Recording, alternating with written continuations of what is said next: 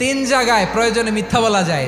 এক নাম্বার, আপনার ওয়াইফকে খুশি করার জন্য, সে একটু এরকম না বলে একটু কৌশল করে বললে খুশি হবে, ওটা বলা যায়। দুই নাম্বার, জীবন মরণের ব্যাপার, জান বাঁচানোর জন্য একটু কৌশল করে ঘুরিয়ে বললেন, এটা জায়েজ। তিন নাম্বার, দুইজন ঝগড়া লাগছে, তাদেরকে মিলিয়ে দেওয়ার জন্য কৌশল করে একটু মিথ্যা বলা, ঘুরিয়ে বলা যায়। দুইজনের মধ্যে দেখলেন যে সম্পর্ক খারাপ, একজনরে বললেন, ভাই সে তো ওই দিন আপনার ব্যাপারে অনেক প্রশংসা। কি আমার ব্যাপারে প্রশংসা? কি বললো? এই বললো আপনি নাকি এই করছেন ওই করছেন, অনেক প্রশংসা। লোকটার মন খুশি হয়ে যাবে তার ব্যাপারে, ঠিক কিনা?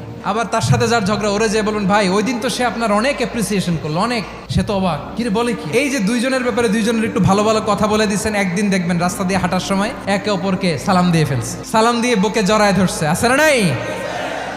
আবার মিলমিশ হয়ে গেছে। কিন্তু আমাদের স্বভাব হইলো, দুই প্রতিবেশী যদি একসাথে বসে একসাথে হাঁটে, দূর থেকে দেখলে আমাদের জলে, আছে না নাই?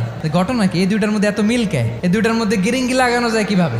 আল্লাহর কাছে তওবা করেন, এই মানসিকতার যেন আমরা না হয়, আমরা মিলিয়ে দিব।